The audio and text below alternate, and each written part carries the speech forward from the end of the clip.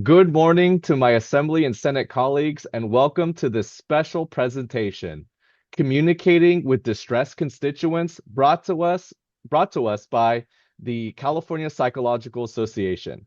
My name is Daniel Martinez Peralta from the Assembly Rules Committee's Capel Institute, and I have the privilege of kicking us off today. As this is a joint training, I'd like to thank Jessica Reynolds and Michelle Horata from the Senate Academy for their partnership. Now, some Zoom housekeeping. We've enabled the chat and Q&A features today. We are also recording the session, so be mindful of your audience and the content when using these features. Additionally, we will turn off the recording towards the end and address the questions at that time. Now, I'd like to introduce and thank our presenter, Dr. Paul Marcial. Dr. Marcial is a licensed psychologist with over 35 years of experience and a past president of the California Psychological Association. He has provided this presentation to legislative staff for what now feels like over the past 5 years. Correct me if I'm wrong, Doctor. And Oh, so that's with correct. that, thank you. And so with that, thank you, Dr. Marcial, for your time today and for sharing your expertise with our staff. The floor is yours. All right, Daniel, thank you very much. Hey, good morning to all of you. As oh, let me get this thing to work. There we are. So as Daniel said, my name is Dr. Marcial. I'm a licensed psychologist located in the South Bay, over near San Jose. Past president of the California Psychological Association and the Northern California Federal Advocacy Coordinator for the American Psychological Association. And I currently work in private practice in my office in Saratoga. As Daniel said, I've been doing this presentation for the last 5 years, actually from the start of COVID. We had planned to do a live workshop in San Jose with the district staff from the Bay Area. And then COVID hit, and we moved it online. And so now I regularly do this workshop, working with distressed constituents, and also a second workshop, which we'll be doing later in May on stress management, all designed for legislative staff. And I'd like to, number one, thank you all, for the jobs that you do. I mean, you're public servants who do an incredibly important job. I'm assuming get none of the kudos that your bosses get because they're the ones who are in the news and have the public facing, but you're the ones who do the work, all the work behind the scenes. And so on behalf of the California Psychological Association and my 25,000 colleagues around the state, we'd like to thank you for your service. And in fact, about 100 of us will be coming to Sacramento next week on Wednesday to do some lobbying. And I hope to meet some of you in person, during those visits. So this workshop was designed for legislative staff who have to work with the public, okay? And I understand a lot of you are new in your jobs, and hopefully you're prepared, both for the positive as well as the negative aspects of dealing with constituents who have challenges and who are perhaps upset, angry, confused, and these kind of interactions can range from frightening, if somebody is very angry and threatening, to very amusing, and hopefully gratifying. Because your job, as well as ours who work in psychology, is to provide information, links to resources, and to relieve some of the discomfort and stress that people are experiencing. Your roles, for those of you who've been around long enough during COVID, became even more challenging, as people were in lockdown. And now we're in some rather turbulent political times. I was sharing with Daniel a few minutes ago that I was actually in Washington, D.C. 2.5 weeks ago, lobbying with the California congressional delegation for my national association, the American Psychological Association. Most of the California members of the House and the 2 senators are Democrats and who are not in power at the moment. And I have to say, the staff looked pretty traumatized about what they were dealing with. And we were both lobbying, to try and prevent cuts to critical programs, federal programs that affect California, but also trying to provide some support to them as well. And we did offer them the same guide that I'll be offering to all of you. The California Psych Association has put together a guide for working with distressed constituents, and that's available online. We'll be distributing those when we're in Sacramento next week, and I'll be providing you with a link to that at the end of my presentation. So the challenge of your all jobs is dealing with a wide range of constituents. And as I'm sure all of you know, when constituents contact their elected officials, it's usually because they want something. It's usually not necessarily to thank you or demonstrate appreciation. It's because something's wrong. They may be frustrated, angry, or depressed about things that are happening, or frightened. And these concerns can be expressed politely, but they can also be expressed with anger, hostility, sometimes threats, unfortunately, which can be very difficult to deal with. And what I'm going to try and do today is identify challenges of dealing with distressed constituents. That's what we've just talked about. And then provide you with some general and then specific guidelines for how to deal with individuals, members of the public who contact your office who might be upset or angry and in distress. And then I'll talk very briefly about some self-care strategies. But please plan to join us on May 16th at 10 a.m. in the morning, when I'll actually be doing an hour-long workshop on stress management and providing much more specific information about stress and suggestions for how to deal with that in a healthy way. So one of the things to keep in mind is that one size doesn't fit all when dealing with the public. How you respond to any individual who contacts your office depends on the nature and the level of their distress, and on you, your communication skills, how comfortable you are in dealing with such things. It's important to realize that no two individuals are alike, and your interaction, your strategy for helping people should be unique. When you start treating everyone as if they're the same, you become one of those robotic, those automatic call answering things that we now deal with because people are being replaced with AI things. There's nothing more frustrating. And a call that could be resolved, by you helping someone and providing them a sense of relief and making you feel better, can become really, really stressful and frustrating if you don't deal with each person who contacts your office as a unique individual. So the focus today is not on the people who are contacting your office, but on you. Okay. And the reason for that is that the only people we have control over is ourselves, okay, and not anyone else.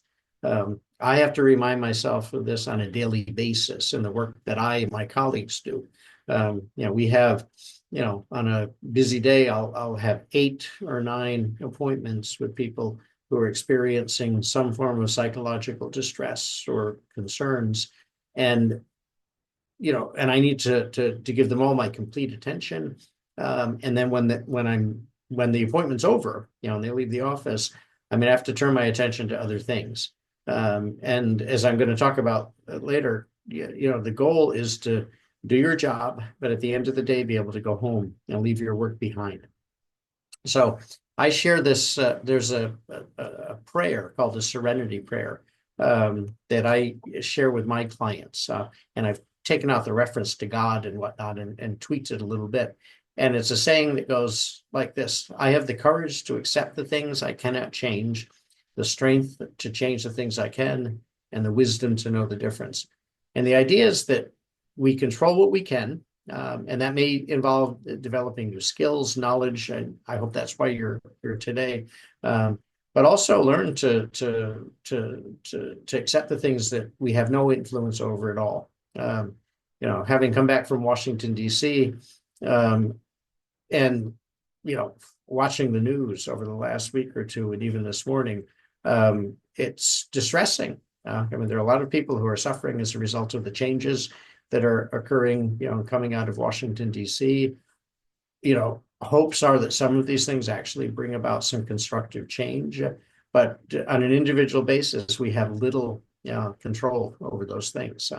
And we have to be smart enough to simply accept things, perhaps turn the news off if you're having difficulty, if you're getting distressed watching these things, and focus on the things that you have control over, both at work and at home.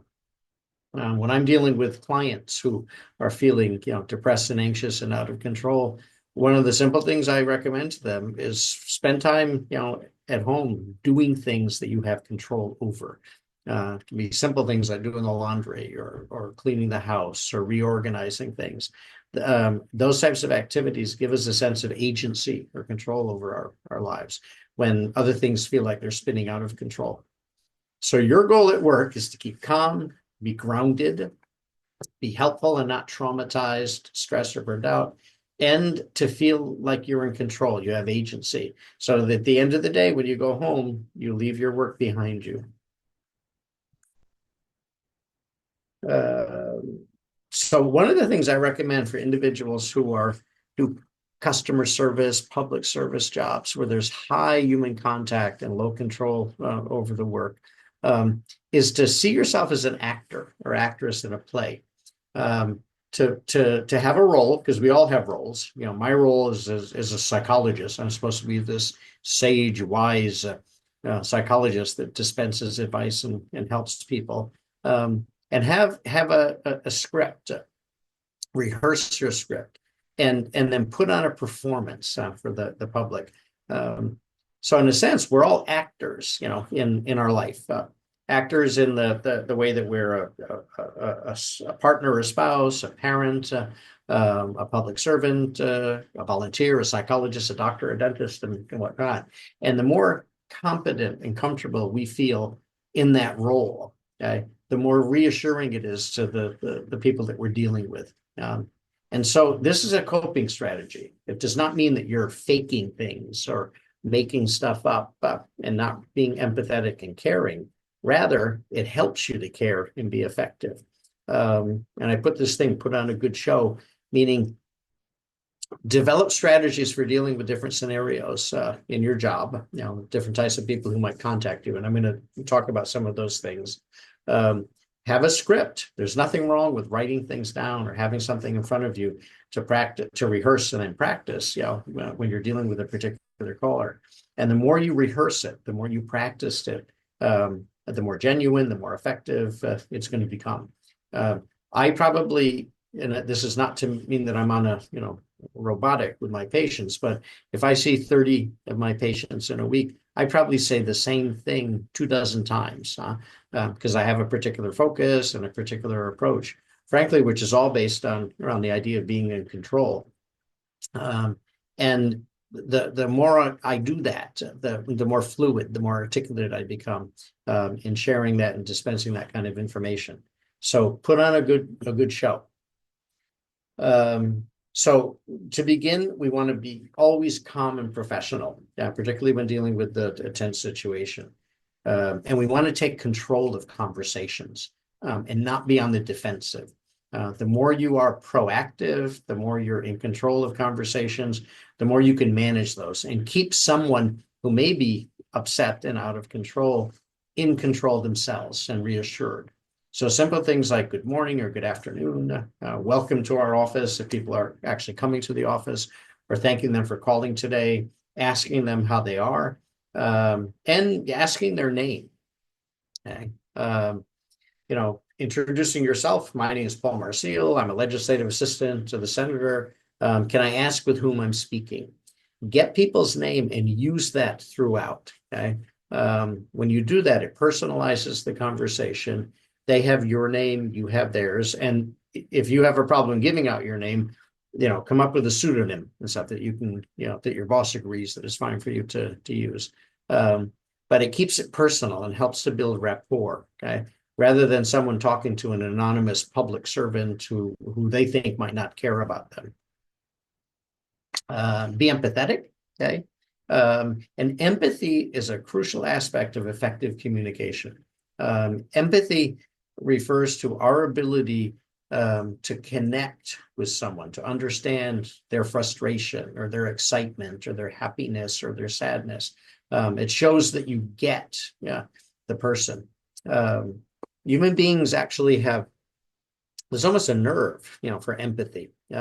We have something called mirror neurons in our brain, which are designed to help us to reflect back to people their emotions and their feelings.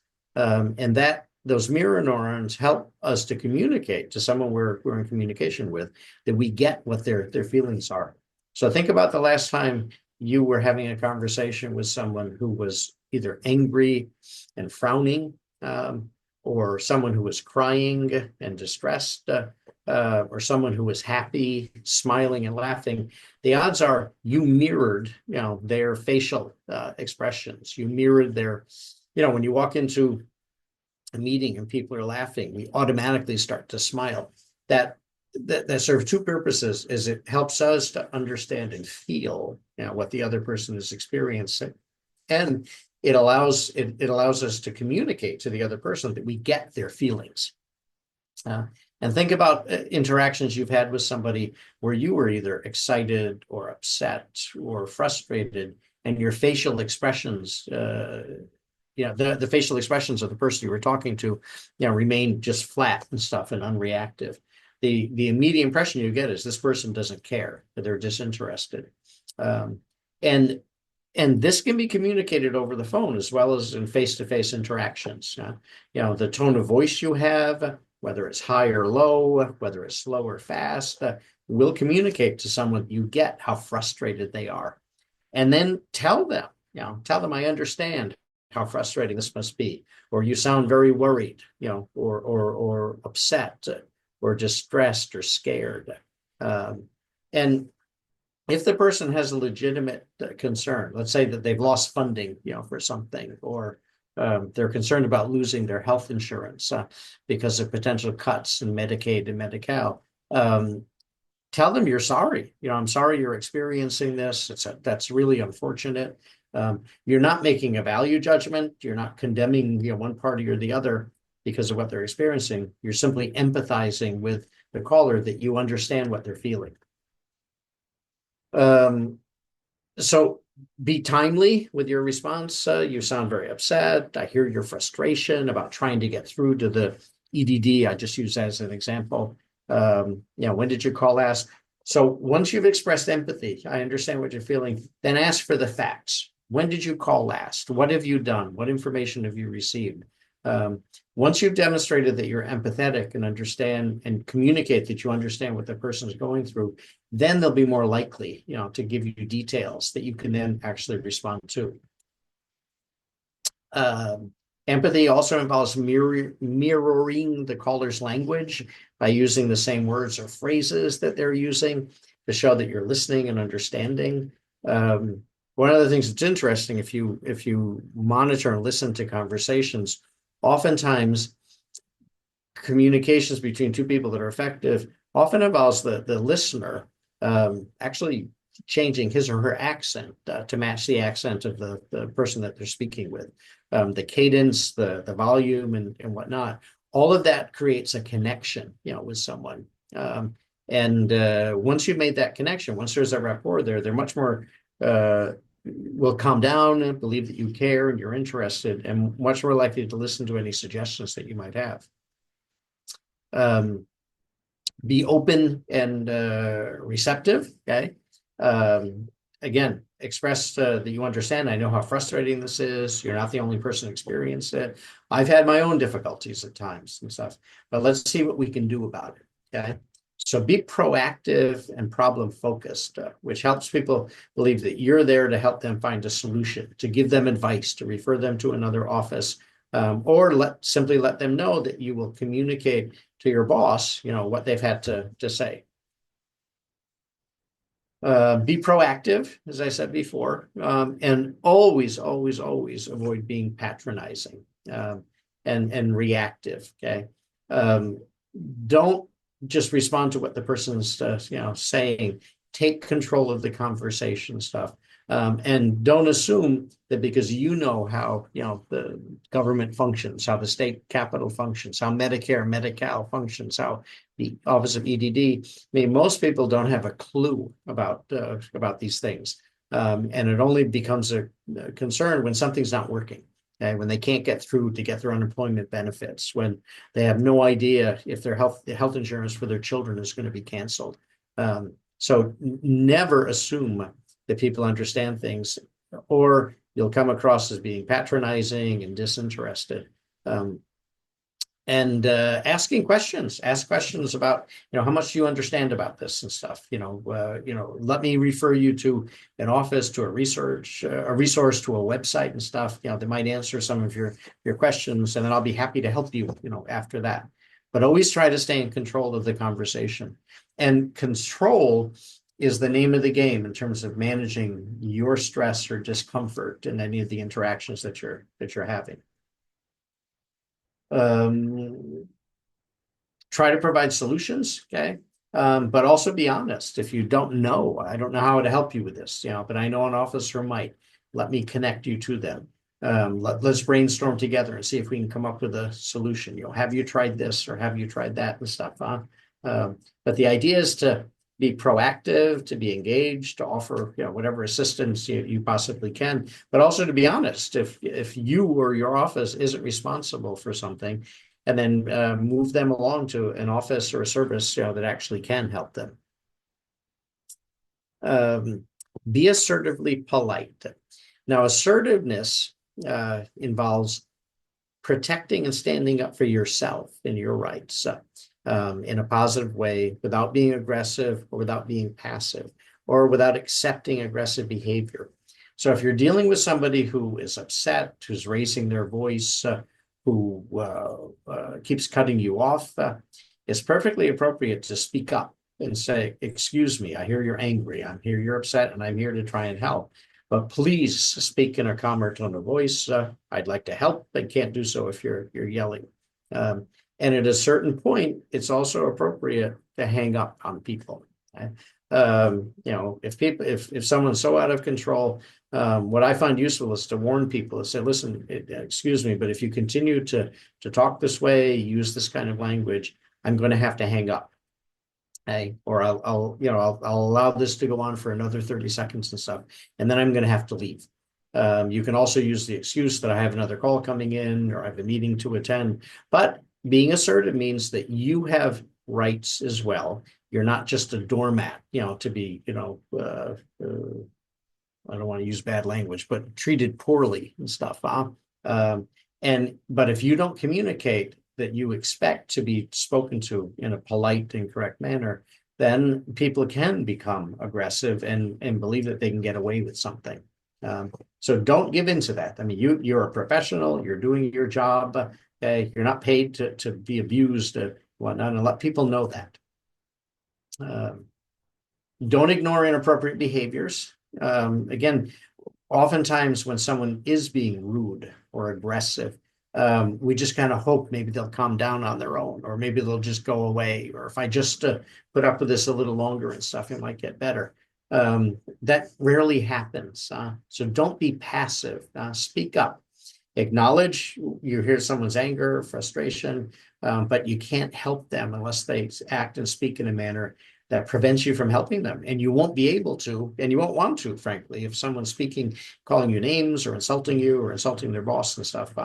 So let people know you want to help, but you won't do it under any condition.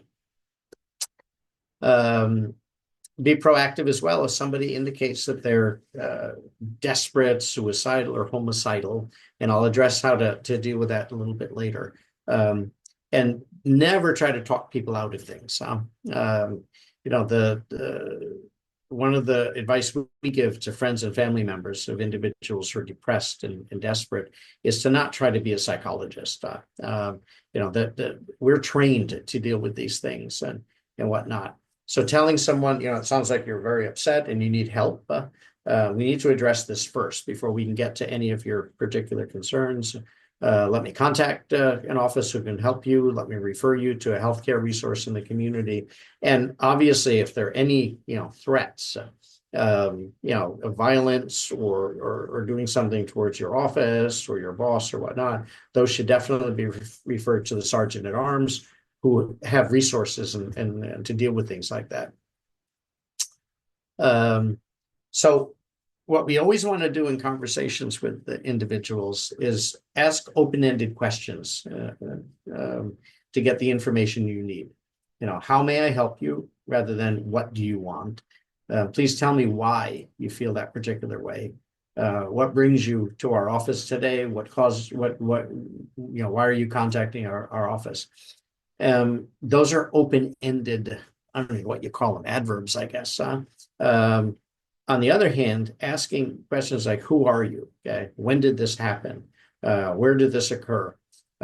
Those kind of questions typically elicit brief and frustrated responses from people, and shut down conversation. It's like asking someone, how are you today? And they can answer fine or bad or poor or depressed and stuff. But if you ask someone, how are you doing, okay, this week and stuff, what must that be like and stuff? What caused you to contact my office? What that does is that creates a conversation and a flow, and you'll get more information, and which is easier to be empathetic about. It's easier to solve problems if you get more information, and it keeps the conversation flowing as opposed to shutting it down. For those of us who want brief conversations, we ask these close-ended questions. Use short phrases that help keep the discussion going. I mean, I probably must do the hundreds of times a week as I'm listening to my clients and my patients. Things like saying, I see, or I understand, or that's interesting, that's frustrating. And most importantly, can you please clarify? Because I'm not sure I understand. Can you tell me that, go into a little more detail about that and stuff. It keeps the discussion going. It demonstrates that you're interested and concerned. Doesn't mean that you have to spend an hour on the phone with someone, but you'll get the information you need in order to be of assistance or help. Active listening. So active listening is it's one of the more difficult aspects of communication. As we're listening to someone in general, what we're typically doing is processing what they're saying and anticipating a response. Okay. And when we do that, when we're thinking about what we're going to say and how we're going to respond, we're not giving people our full attention. Okay. So active listening involves listening with your ears and your eyes. And when I say eyes, I mean, even when you're on the phone with somebody, think about a face-to-face conversation you might be having with someone, either in your office or over Zoom. If people are breaking eye contact, if they're looking down, they're looking away, if you can hear their keyboard clicking, the other end, they're not paying attention to you and they're doing something else. Active listening involves giving people your full attention. Okay. Even when they're on the phone, because you can tell when someone's not paying attention. Someone will ask a question and then there's a pause for you to kind of catch up because you were busy doing something else at the same time. And never do something else at the same time you're listening. Okay. Whether it's over the phone or over video or in a conversation, direct face-to-face conversation, it's disrespectful, shows that you're really not paying attention, and you obviously can't respond in a intelligent, coherent way if you're not really listening and hearing what somebody's saying and seeing what somebody's saying. We learn in training as therapists that as much information is transmitted non-verbally as it is verbally. The people's tone of voice. If you ask someone, how are you doing today? And someone says, I'm fine, thank you. But their tone of voice is low and slow, they're not fine. The words are saying I'm fine, but their tone of voice is indicating that they're not. Okay.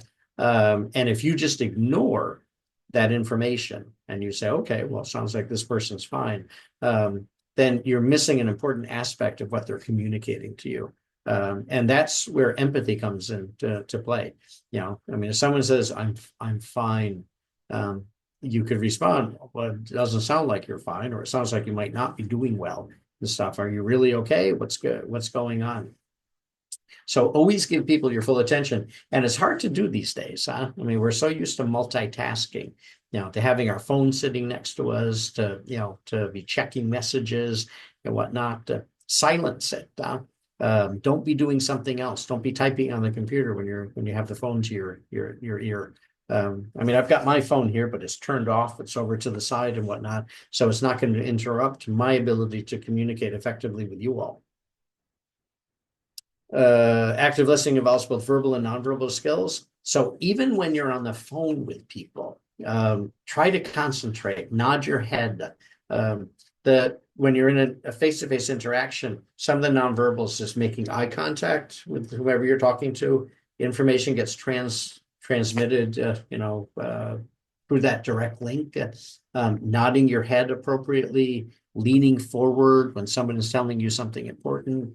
Having an open posture, that means that you don't have your arms closed, you're not turning away from the individual. Don't do things, don't fidget, don't have your phone in your hand, put it down. Avoid anything that could possibly be a distraction, because if you are distracted, you'll miss important things. And it's really easy to turn somebody off and get them annoyed when you're doing that.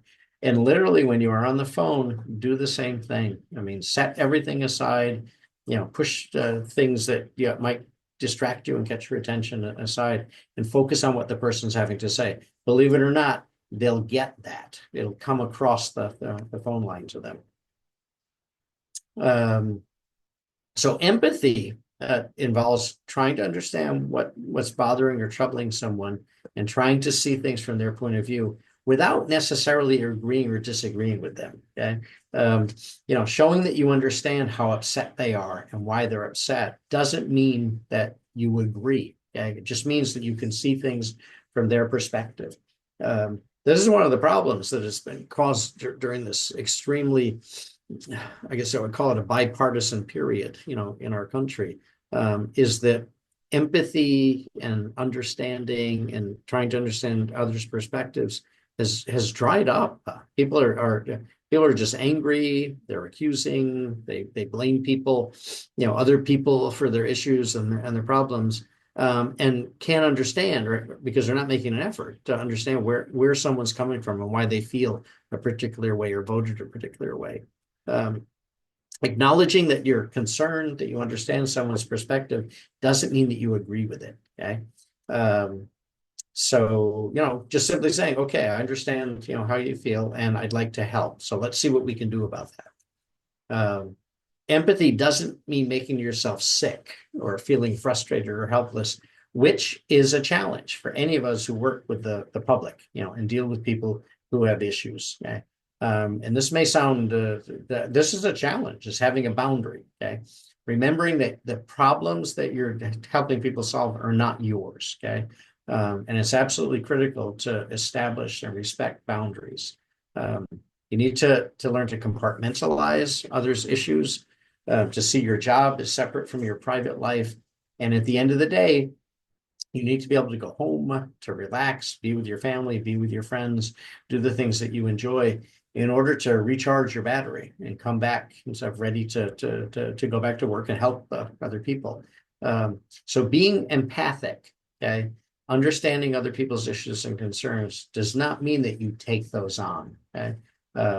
Recognizing what you have control over and what you do not will help you to establish those kind of boundaries. And if you have difficulty with this, particularly any of you who are beginning your careers and whatnot, talk to your more seasoned colleagues and stuff. Talk to your boss about this. I think any one of our, elected representatives in the Assembly or the Senate, you all know they need to make decisions that will have positive impacts, but also negative impacts on other people's jobs, their lives, their healthcare, and whatnot. And, unfortunately, anyone who gets tortured by those decisions and stuff is going to be miserable and probably won't be able to continue to do their job.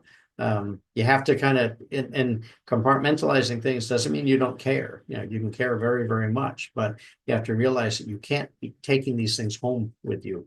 Otherwise, it'll compromise your personal life as well as your professional life. And when we do the stress management workshop, I'll be talking more about strategies to help to do that, to compartmentalize. Avoid interruptions. Always allow callers to complete their thoughts without interrupting. As I said before, we have a natural tendency, particularly if you know the answer, to a question or a resource that might be useful, to interject that and cut people off. But that shows disrespect, and it can create even more frustration and anger in someone who's calling who's upset already. So resist the urge to jump in with solutions and opinions, and focus first on listening and understanding. And at the end of a conversation, or at the end of an exchange with someone, summarize the key points that you've heard to ensure you understand them. And then you can respond with suggestions or ideas or strategies. Um, Paraphrasing. Paraphrasing is a way to communicate, to help you demonstrate that you understand what somebody is talking about or upset about. You can paraphrase by using lead-ins such as, let me please clarify. I want to make sure I understand you correctly. If I understand what you're saying is, and then you repeat what you've heard. Many times you'll have understood things accurately, but there may be times when you don't, okay? And you've misunderstood what the person is upset about, or simply them hearing you reflecting back what they're saying can help them to realize that there's actually something else that's more important. And then always try to gather facts, okay? Oftentimes people, when they're upset or angry or distressed about something, they'll bounce all over the place. I tend to do that. I tend to turn a simple, piece of information into a long dialogue and stuff. And it helps when the person I'm talking to asks me again, let me understand correctly. What you're asking is this, what you're saying is this. Okay? It checks the accuracy of what you've heard, and also communicates that you're listening and trying to understand the person who's calling you. Rephrase the emotional part of the message. That shows empathy, saying, I hear and understand you're upset, you're angry, you're worried, you're scared. And let's now try to explore some things that we can do about that. So respond to the feelings and not just the words. Helps to convey you're empathetic, you're understanding, makes people more receptive to suggestions that you might have.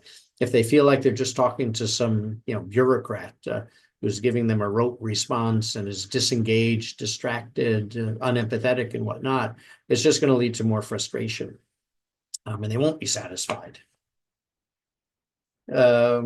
Empower yourself with information, and what I mean by that is, if you're new in your role, gather as much information as you can. Talk with your colleagues, perhaps have information in front of you on your desk, so that when people call about access to resources or other offices to contact, you have those right there. You'll appear professional and competent, and you'll have accurate information. And sometimes it helps to offer multiple solutions. Okay, the people are typically, when they're upset, they're feeling out of control. Okay, and when we can provide them with suggestions about what to do, and more than one possibly, they may feel more satisfied with the outcome of your interaction and stuff, and feel more empowered and have more of a sense of agency, about what they can do about their particular situation. And then follow up. Okay, if there isn't an immediate resolution to what's going on, if you don't know the answer to something, if you need to gather more information, promise to follow up, and make sure you do it. Okay. Following up communicates to a constituent that you're professional, that you care, you're not just one of hundreds of anonymous callers, and it can give you a satisfaction of having made an effective connection with a constituent, having solved an issue or a problem, and it may give you a solution for somebody else who's going to call, tomorrow or next week or next month. And it leaves you feeling good about the interaction that you've actually. I'm just going to assume that most of you have chosen this line of work because you want to be a public servant. You want to help your constituents and the members of the constituents in your district, and to be of service to others. And following up helps to reinforce that sense that I am effective in my job and what I'm doing. And it's a great stress management device. When you do have questions about your job, or you're getting frustrated and stuff because it's been a busy day, or with people dropping by the office, or incessant phone calls about what what's the latest coming out of Washington, D.C. or Sacramento. Just remind yourself that you're doing your job, you're doing everything you can to help your constituents or particular person. Remind yourself that people are resilient. They can cope and will cope, and tomorrow will be a better day. I remind myself of that all the time with the patients that I work with. No matter how bad things are, most people pull themselves out of difficult situations. They manage. They're tough. They're strong. And I actually tell people that. I tell them I respect their resilience and their strength and stuff. Remind yourself that this crisis will come to an end one way or another. A year from now, 2 years from now, the midterm elections, 5 years from now, 10 years from now, you may look back on this as a scary, dark time, but you will have survived, your constituents will have survived, and hopefully these experiences, make us all stronger. And I ask myself when I'm dealing with something upsetting, I'll ask myself, is this upsetting today? And the answer is almost always yes. But will it be next week? Yeah, probably. What about next month? Maybe not, it'll have faded. Or next year, will you even remember this conversation that you've had? Will you remember the distress that you're feeling? And typically not. We move on. The human brain has a capacity to not remember pain, to not remember discomfort or sadness or distress. We remember the events, but the emotional connection to those events kind of diminishes with the passage of time. Don't make promises or overcommit. Make sure that you know what the limits are in terms of the type of advice and solutions that your office can offer somebody. Sometimes to be helpful, we overcommit, overpromise things that really our time doesn't permit, or our skills or our job. Okay. So reiterate to yourself, I'm doing everything I or my office can do to assist you, the caller. But don't go beyond that. Provide resources, suggestions, ideas, and stuff, but don't overcommit, because you'll find yourself again carrying things on your back that really are not your responsibility. So real quickly, I have a list of what we call public service sins and graces. These are things to do and not do when dealing with the public. The 7 sins are appearing or being apathetic and not caring, And if you ever get to the point where you really don't care, you need to be changing jobs or doing something different or get some professional help. You don't want to brush people off, minimize their concerns.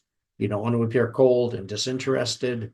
You never want to be condescending or robotic. You never want to simply refer to, sorry, I can't help you. This is the way it is, and close the rule book. Or to give someone the runaround, to help them turn around in circles and be even more frustrated stuff about the interaction. The 7 graces, on the other hand, are number 1, being empathetic, reflecting that you understand, the person's feelings, paying attention and not being distracted, trying to be warm and caring. These are people, the constituents who contact you are from your district, your representatives' districts and stuff, and you want to have a decent relationship with them. They're voters, so be respectful, even if someone doesn't have the information you do. They're experts in their own domain, even though they might not be experts in the domains that you are. Engage, be flexible and adaptive, and mostly be responsive to the individual.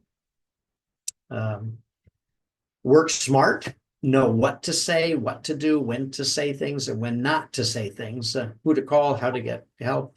And prepare scenarios and roles, and practice these with your colleagues. If you have an interaction with a caller that doesn't go well, make time, to sit down with your boss or your manager or a colleague who's more experienced than you, and play it out with them. Tell them what happened and stuff, and ask for their help, and how they would respond to these kind of things going forward and stuff. And then once you have you've got a script, you've got a scenario down, practice it and rehearse it. Okay. None of us get better at doing things spontaneously. We only get better by practicing things over and over. And as I said before, treat yourself like an actor in a play. You're on stage, you're performing, and the quality of your performance will determine how your audience, responds. whether they think you're sympathetic, empathetic, caring, knowledgeable, etc. And if you do a bad job and stuff, the audience is likely to get up and walk out. So if you're ever concerned about a caller who or someone who comes to the office who's suicidal, there's a suicide prevention crisis line that's available to Assembly and Senate staff. I understand that both houses have a relationship with WellSpace Health, which has a dedicated 24-hour, 7 days a week suicide crisis line that allows was to send people who are distressed and stuff and having issues that you're not equipped to deal with. Okay. You want to get the name and phone number, the location of the individual. This is the information that the crisis line needs to reach out to that person. Ask about doing a warm transfer. And I understand that your offices do have an ability to do that, to transfer calls and put the person on hold for a minute, then do an introduction, then get off the line so that they can talk privately. That's the phone number, which I'm assuming you all have access to. Let the crisis counselor know your name and the office and share the information that you gathered, and then complete the transfer. And if the caller, which I've just misspelled, does not give consent to be transferred, invite them to call the National Suicide Prevention Line at 988, where someone competent will take their call and speak with them. And then you should let the sergeants at arm know about that kind of call. And if there's any issues with the caller making threat, again, immediately contact the sergeant at arms office. Now, as I mentioned before, we are going to be having another workshop on stress management on May 16th, and I hope you'll join me at that time, where I'll provide a lot of tools, for managing the stress that you may experience in your job. But you're all in relatively high stress jobs, and it's absolutely essential that you take care of yourself in order to be both healthy in your personal life, but also to be effective in your job. Talk with your supervisor and colleagues about concerns that you have and difficult encounters. Don't keep these to yourself. Debriefing and talking about it allows you to get help and also useful suggestions about how to deal with things the next time you encounter something stressful. If you need to take time to decompress after a difficult encounter, get up, walk outside the office, go get a cup of coffee or something else just to reduce your stress. And practice stress management. And again, we'll be having a workshop on May 16th to talk specifically about managing stress. There are an enormous number of self-help apps that are available that can help with managing stress. These are just a couple of them. Breathe to Relax and the Mindfulness app are free apps available at the Apple Store and the Android Store. They were designed by the Veterans Administration Medical Center for veterans with PTSD, but they're also available to the public, and they're extremely useful. The Breathe to Relax has an animated step-by-step instructions about how to do deep breathing, which is the foundation of all stress management programs. And the Mindfulness app provides all sorts of guided imagery and stuff to help to shift your focus away from stressful things. And then there are some apps that have free versions that are pretty basic, and then paid versions, Headspace and Calm, which provide a variety of self-help suggestions for managing stress. Those are just two of the most popular ones. As I said, there are hundreds and thousands of these things nowadays, and I'll be going over more of those on May 16th. Both the Assembly and Senate staff have access to an EAP, an Employee Assistance Program, which provides counseling and confidential resources at no cost to you all. And they have a 24-hour, 7-day-a-week hotline, and it's available for you and eligible family members. So take advantage of that. And then this is that legislator's guide to communicating with distressed constituents. As I said, we're going to be in Sacramento next week, visiting many of your offices, and we'll be dropping off hard copies of this.